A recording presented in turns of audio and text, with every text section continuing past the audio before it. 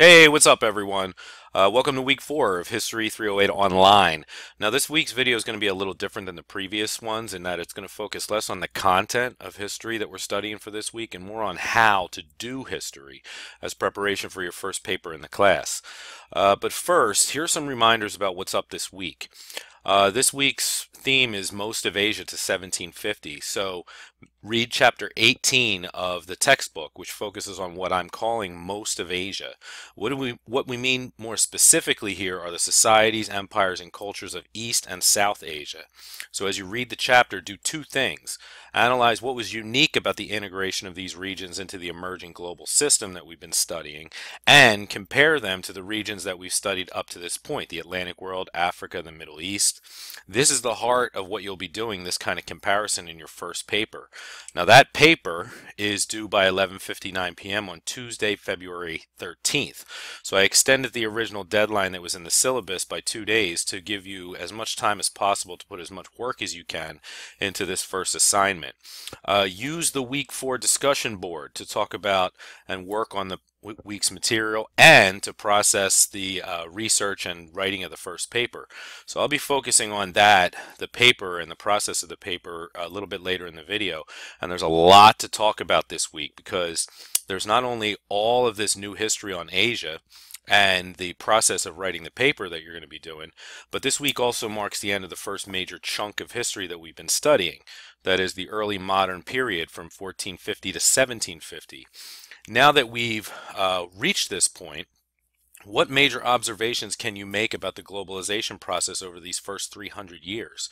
The last section of chapter 18, pages 474 to 482, provide an excellent overview of this entire period, making connections among all the parts of the world experiencing in different ways the process of global integration. So what are the commonalities among these regions in terms of how globalization began and how they responded to it? And what are the significant differences? Talk through this on the discussion board in preparation for the first paper. Speaking of which, you already know the paper prompt that was posted on Monday. Hopefully you've been reading through it and not just diving into the textbook without some sense of what you're going to be writing about by the end. So let's go over that prompt again. The theme is connecting the globe. It should say 1450 to 1750, but more like 1500 to 1750. Here are the aspects of the paper prompt. So first, this is the kind of premise, the context of the prompt. The 250 years following Christopher Columbus's landing in the Americas saw a dramatic increase in global interaction between diverse societies, interaction which would come to transform every culture that it touches. Your job is to compare the early integration before 1750 into the emerging world system of Asian societies that we're studying this week in week 4, that is chapter 18 of the textbook, to at least one other region we've explored in the first 3 weeks of the class. So you're all going to write about the material for this week, societies in East and South Asia, and make comparisons to at least one other society that we've already studied up in the first 3 weeks. Here are the key questions to kind of think about as you think about crafting your argument and analysis. What were these societies and culture? How were these societies and cultures affected by early globalization in this period? What was similar about the processes of global integration in East and South Asia as compared to other parts of the world? Were the differences in how each experienced globalization significant, and why? You're going to use the textbook as your secondary source, and at least 3 primary sources chosen from the course archive and the textbook. Throughout the textbook, there's little primary sources that are in each of the chapters, and I'll point to some of those later on in the video. You can use those as primary sources and the material that's in the course archive. Nothing else. Don't use any material from outside this class. These are the required sources here, nothing else. Write a short paper. Minimum 3 pages. That means 3 full pages, right to the very last space on page 3. That's at the minimum. Write a 3-page short paper analyzing the impact that global interaction had on at least on East and South Asia and one other region of the world. Formulate your argument with a thesis and make sure to properly cite all your sources. I'll be talking about that a little bit later. One very important note, you may use any primary sources from the course archive and or the textbook, except Christopher Columbus's letter on the first voyage. So we've all done that. I don't want you to go back and reuse that. Later on, I'm going to use that letter as a sort of model when I show you how to do some primary source analysis. So we'll come back to this paper in a little bit. Very quickly, I want to talk about what you're looking at for this week in Chapter 18. A key requirement of this paper is your analysis of the region explored in Chapter 18 and comparison to another region previously studied in the class. I'm not going to go into in excruciating detail here. That's up to you to read the textbook and figure out what's going on in this part of the world. But I do want to provide you just a brief tour of this area that we're calling most of Asia in this in week 4. At this point in U.S. history, this part of the world, sometimes called the Indian Ocean world, East Asia, Southeast Asia, is going to begin to experience the beginnings of integration into what we're calling the modern global system. And you're already well aware the discussion boards have been really good about this. You've all been doing a great job kind of teasing out all the implications of how globalization began as a process coming through the impetus of European imperialism. That's the specific history in which the modern global system is formed. So here are just some of the regions. The textbook does them in order that you are going to be thinking about and maybe fixating on one area of this in your paper. The first is Mughal India and South Asia. What do we mean by this? We mean basically the area of India and the surrounding area around what we currently call India today. And as you'll find in the textbook, at this point, this area is dominated by an empire called the Mughal Empire. At this point, much of the Hindu majority of India was ruled by a dynasty called the Mughals, Central Asian, Mongol, Turkish Muslims. At its height, the 1500s to the 1600s, this was an incredibly prosperous part of the world. And you've all seen why this area has been the center of Asian trade, Asian power and empires. The Mughals, like early Indian governments, managed a highly diverse society. So when you're reading, pay close attention, in particular, to the complex diversity of religion in this region. The majority of the people shared many of the traditions and customs practiced by in Hinduism. But since the 9th century, a succession of Muslim states had ruled part of the subcontinent, and perhaps 1/4 of the Indian population embraced Islam. So you had polytheistic Hinduism and monotheistic Islam, which were starkly different visions of the cosmic and social order. How did they interact? How did the Mughal Empire rule these diverse peoples, and what kind of impact did that have on the sort of complexity of Indian society? Indian society was also long fragmented by caste divisions, hundreds of different regional languages. So you can't speak of India as if it's one monolithic place. It's a diverse area of religions, languages, cultures. For example, they use Urdu, which was a language, a mix of Hindi, Arabic, and Persian, written in the Persian script as their language of administration in the Mughal Empire. That's just one example of some of the of what's happening here.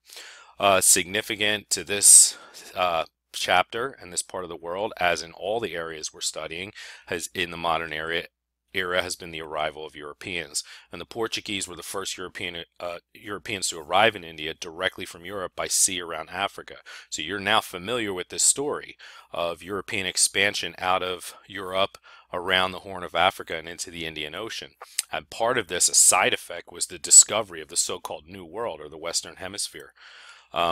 Be familiar with this story. See how it fits into like a jigsaw puzzle piece to what we already studied in the Atlantic world, the Middle East, and Africa. And think about the questions following the Indian Ocean maritime trade route from East Africa. What did Portuguese want?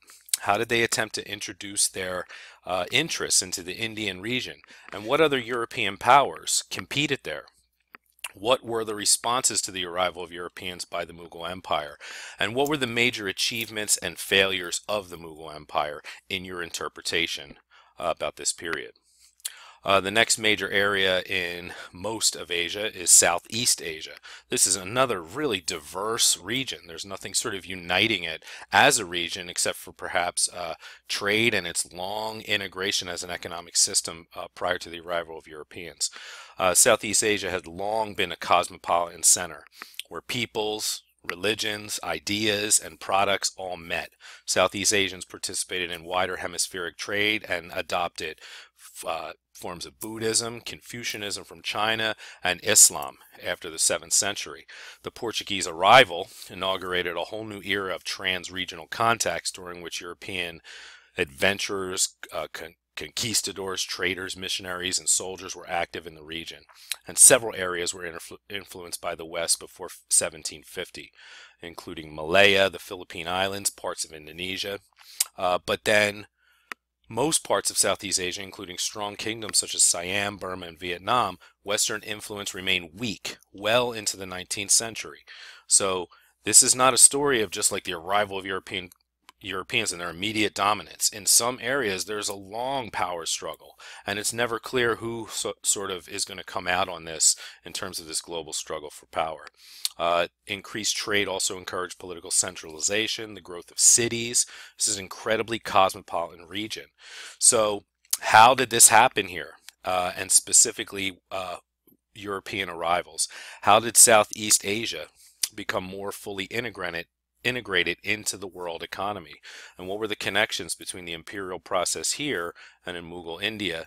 How did people in Southeast Asia respond? Now, China is an especially important part of our story. From now until the end of this class, a great Asian power, some would argue the greatest Asian power, for centuries. And without an understanding of China's place in the world, you cannot fully grasp the story of globalization. For centuries, China had been among the world's leaders in scientific thought, technological innovation, and this inventiveness continued into the period we're in, the late Ming and early Qing dynasties, when the Chinese developed better cotton gins, spinning wheels, and other technologies for textile and silk production, which fostered growth and employment of many more workers. The Chinese also continued to publish scientific books. China under the Ming dynasty remained strong and dynamic. The imperial political system administered by the mandarins was supported by productive agriculture, a Confucian system that was rooted in Chinese history, and the world's largest, most diversified commercial economy.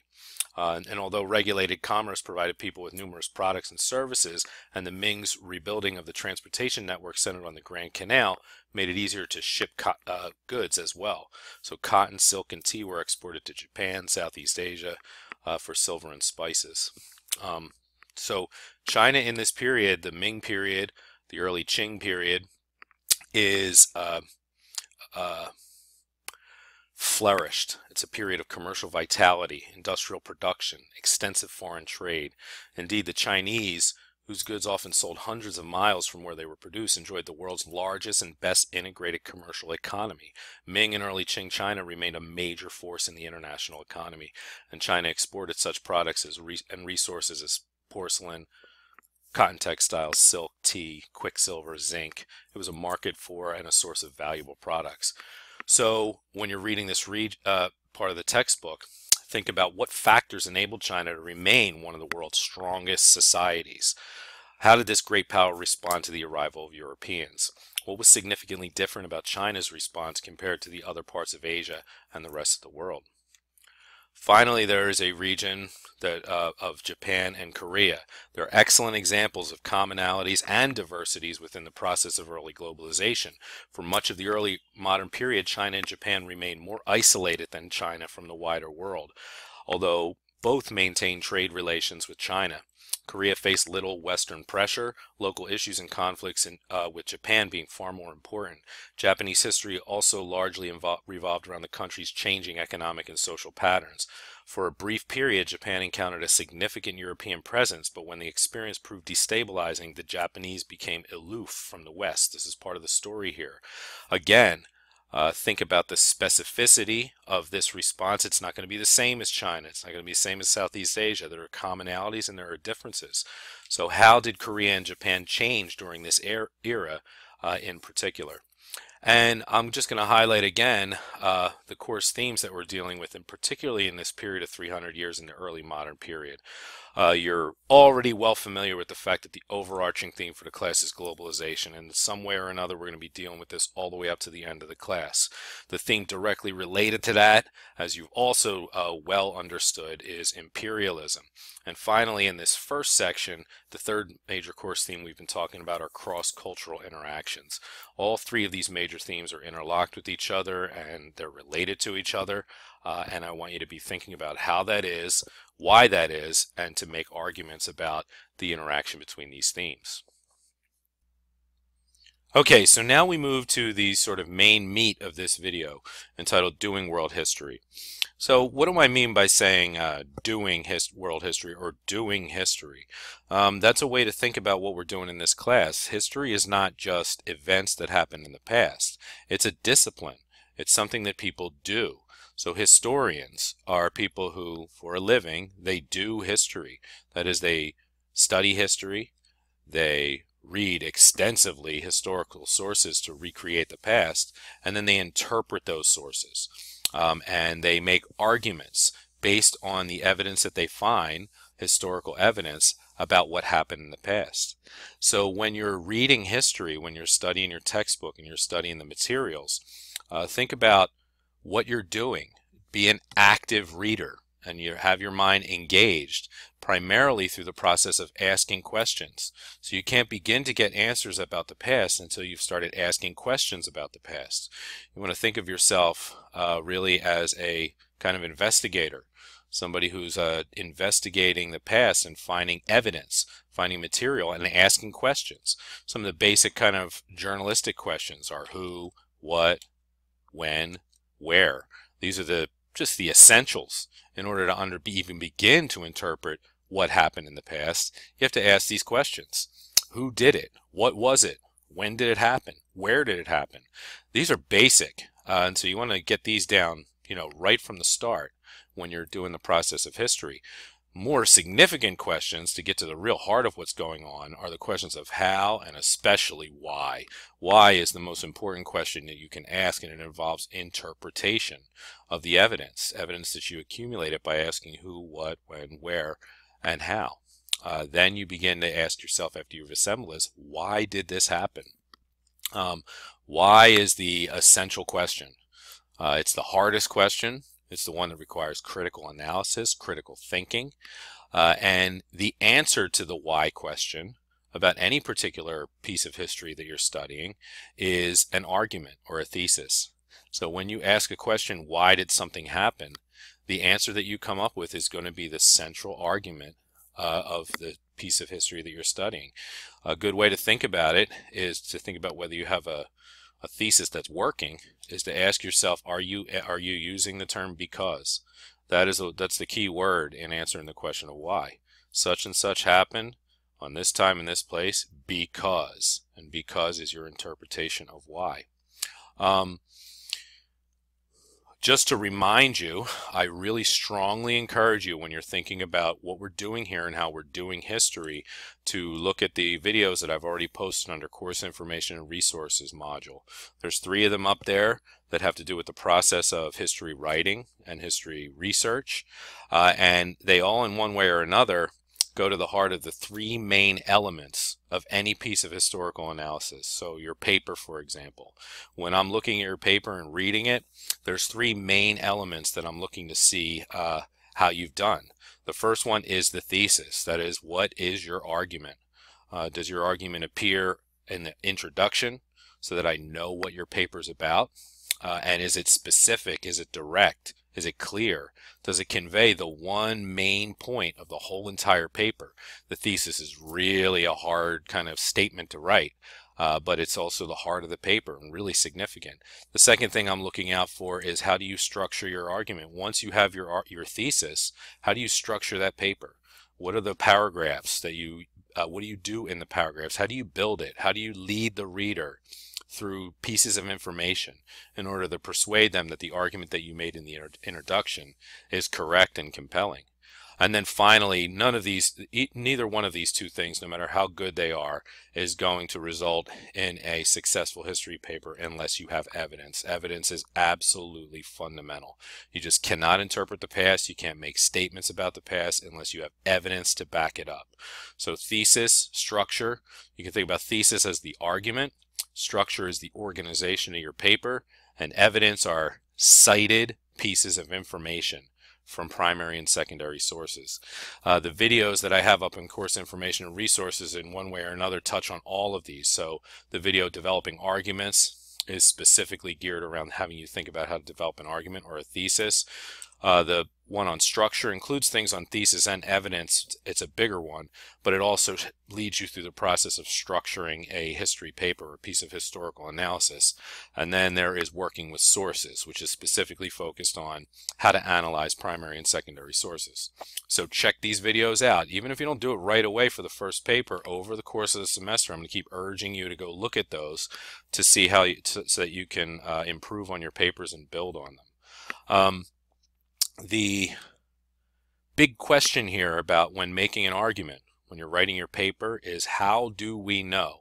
That is, how do we know anything about the past? How can we make any kind of statements about whether something happened, how it happened, why it happened? And the answer is evidence, or the answer for historians, historical sources. Those come to us in two different forms. I've talked about this in previous videos. They're emphasized in the Doing History video. They're primary and secondary sources. And these are different kinds of sources, primary sources and secondary sources. I'm going to just briefly touch on each one of them right now. Primary sources, what are they? Well, here's a good definition. Primary sources are materials produced by the people or groups of people directly involved in the event or topic under consideration, either as participants or as witnesses. That is, they are materials, written sources, or non-written sources that are from the time period that you're studying. So when you are looking at primary sources, you're looking at first-hand accounts. If you're studying Christopher Columbus, a primary source is a letter written by Christopher Columbus. It's a primary source. So the key to understanding whether you're looking at a primary source or not is, when was it written? Is it from the period that you're studying, or is it from later? If it's from later, it's not a primary source. This is important. And as you've seen, you've already worked with primary sources. You've all dealt with the Christopher Columbus letter. The two quizzes that followed also dealt with having you go in and look for primary sources in the archive. And that's where you're going to find all your primary sources, mostly for this class, are in the course archive in Canvas. As I said, there's also some in the textbook chapters. So when you flip through the chapters, you'll see they'll have these little sections where they'll say, here are some first-hand accounts, here are some primary source documents from the period. Those are also sources that you can use. This is evidence. This is your evidence. The more evidence you have in your paper, especially from primary sources, but not exclusively, the stronger, more persuasive your paper will be. So if those are primary sources, then what are secondary sources? Well, they are written or created by people who were not eyewitnesses to the events or period under question, but authors who synthesize, analyze, and interpret primary sources. That is, these are sources that were written later. If you want an easy way to think about it, historians write secondary sources. If you get a book written by a historian, that's a secondary source. That's somebody who didn't live in the time period, who's using primary sources and analyzing and interpreting them to write a synthesis and an analytical piece about the period that they're studying. Another way to think about it more concretely is that your textbook is a secondary source. It's not a primary source. It wasn't written in the period we're looking at. It was written later.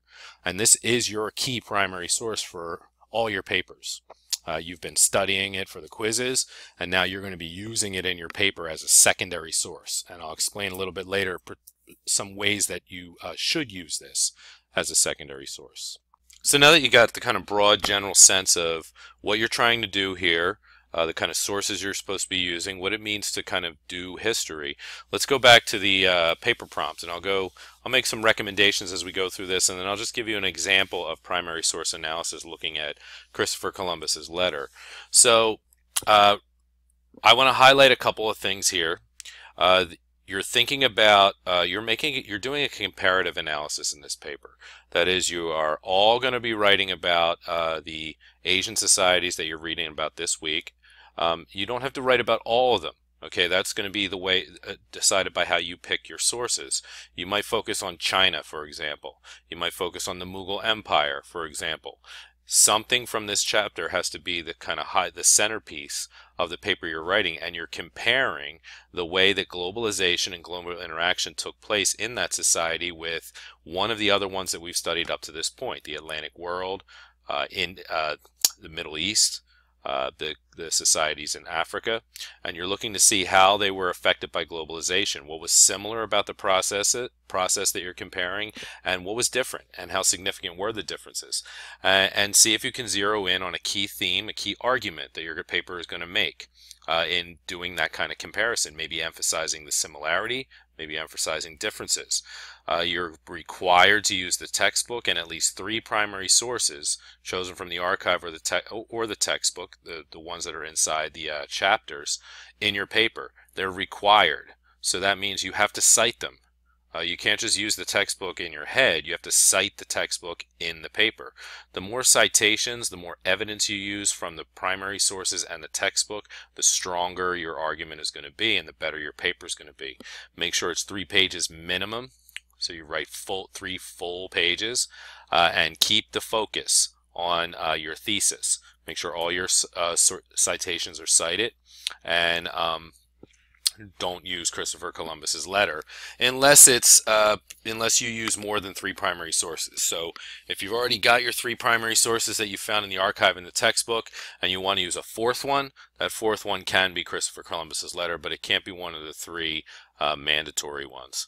Now, how to use the textbook and the primary sources. Let's think about the primary sources here and think about how you're evaluating them.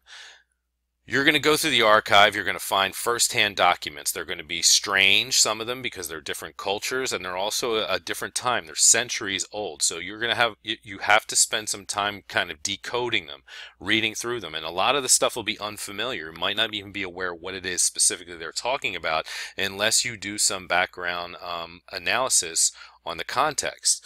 But here are some of the questions you want to ask when you're reading these documents. What is this source? What is it? Is it a letter? Is it an official document? Government document? Is it a speech? What is the source? That's going to help you to evaluate the source itself. There's a difference between a letter and a, say, court document. Make sure you know what that source is. Who is the author? And when I say who, don't just identify the name. Who is this person? You know, is it a king? In Christopher Columbus's case, he was somebody working for the monarchy. Is the document you're reading written by a lawyer?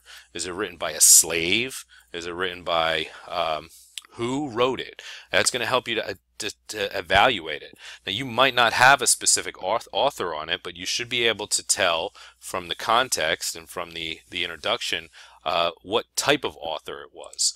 When was the source written? Of course, that's key. This is history, so it's going to be there's going to be a different evaluation you're making if the source is written in 1600 versus 1700. It's going to be in a different place and time in the region that you're studying and in global history.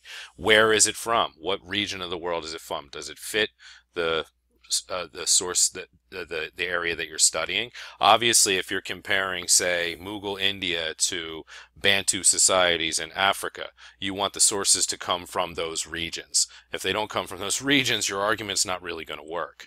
Why was the source written? This is really important. Don't just read it and not give it any kind of analysis about why it was written down. Think about what was the purpose of it. You know, when people sit down and write things, they're doing it for a purpose.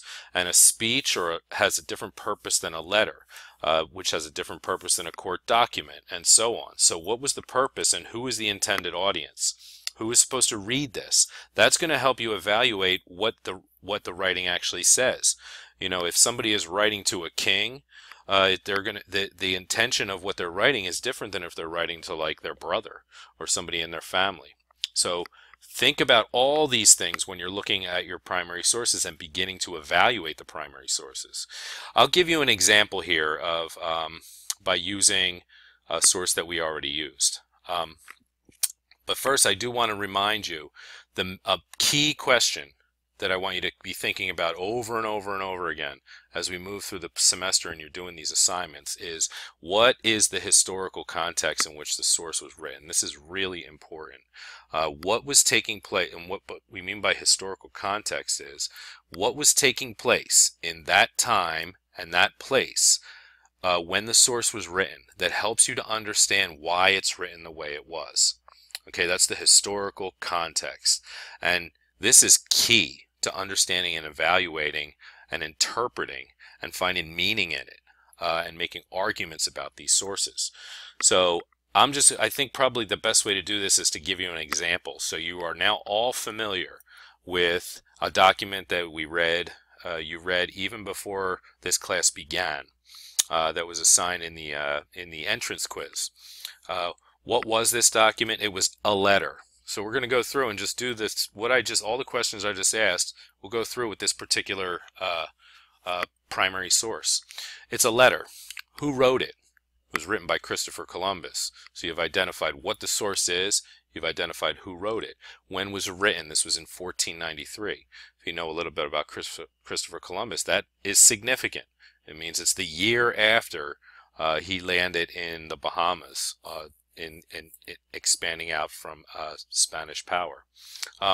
Where did he wrote it? He wrote it in the New World. So it was a letter that he was writing while he was in what Europeans called the New World. That it was the Western Hemisphere, what later becomes called the Americas. You can get even more specific than that and find out exactly where he was. Was he on the ship? Was he on the route back, or was he actually on land? Now, the big question of why, this takes, a little bit of time to figure out. In this particular case, this letter was written to the King and Queen of Spain, Ferdinand and Isabella. It was written to inform them, the Spanish King and Queen of the progress of his expedition, and, crucially, to solicit more money. He wanted more funding from the crown so he could continue his explorations and his conquest. This is important to identify, because knowing that he's writing to the king and queen as a report on what they paid for, which is funding his expedition, that might color the way he was writing. So when you think back to some of the things you read in this letter, he talks about, he gives a lot of indications that there's gold in the New World. That's something the king and queen want to hear. And so maybe he's exaggerating the kind of gold, the kind of resources he found. He's emphasizing the kind of strength and virility of the peoples that he found there. Why? Because he wants the king and queen to think about the possibility of slave labor, that they could use this as a labor force in extracting gold or for other things. So this helps you to then make a deeper analysis of what you're reading in the source. So when you read these primary sources, take Christopher Columbus's letter, you could just start reading it and say, oh, and make some superficial observations. Here he is talking about the beauty of the land that he's found. Here he is naming different islands. Here he is talking about his interaction with the Native Americans. And this is just a superficial kind of review of what's in the letter. But you want to go deeper. You want to go deeper and interpret and analyze what the letter means, why it's significant. And a crucial element in doing that is called historical context. So placing the document in its time and place and evaluating the words and what it says based on when and it was written, why it was written, and the location in which it was written. I'll give you an example. I'll zoom right in on this. Some of the pieces that you all identified in your quiz about things he was noting about the people and the places that he had so-called discovered. Let's move in and think about the context, though, of this letter.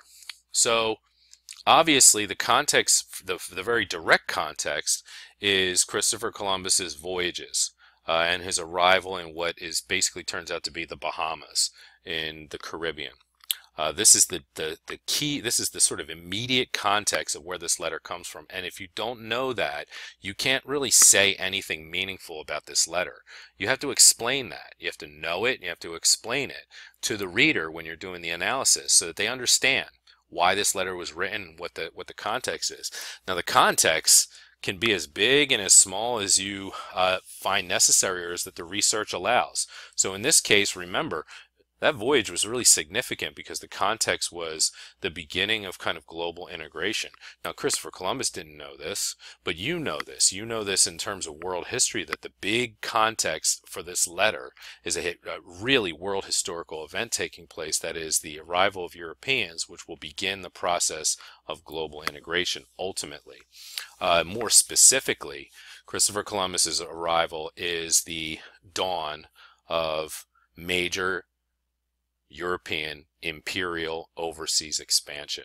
And so his voyage in 1492 is in the midst of, or in the context of, the expansion of the Portuguese and the Spanish out of Europe into the ocean in search of riches, in search for religious reasons, all the motives that we've seen, and it connects what's happening in the Atlantic world in the Bahamas in 1492 to voyages that the Portuguese and the Spanish have been making into the Indian Ocean.